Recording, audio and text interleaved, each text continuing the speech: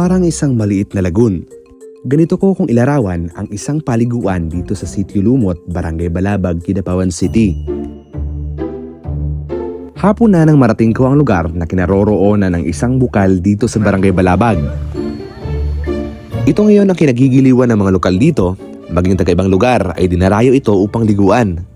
Dito ko nakilala ang may-ari. Ako si Marcos Kayan.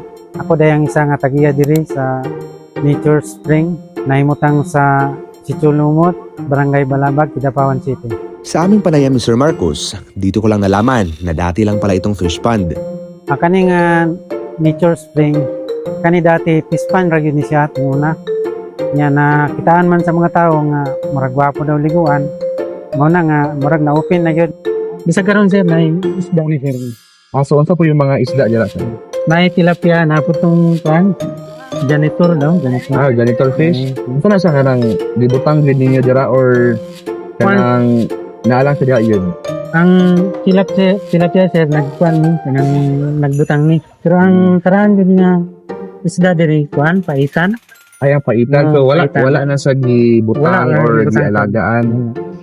Ang tubig nito ay galing sa isang natural spring kaya't malinis itong liguan. Hinay-hinay lang din sa mga hindi marunong lumangoy. Medyo malalim kasi ito, naaabot hanggang 12 talampakan. Diri sa mo daghang mga mahimo nimo diri. Pwede mo mag sugba-sugba diri sa farm, maggulay ana. Kanang pwede mo mag overnight diri kung kuan ganahan mo. Welcome kayo mo tanan diri.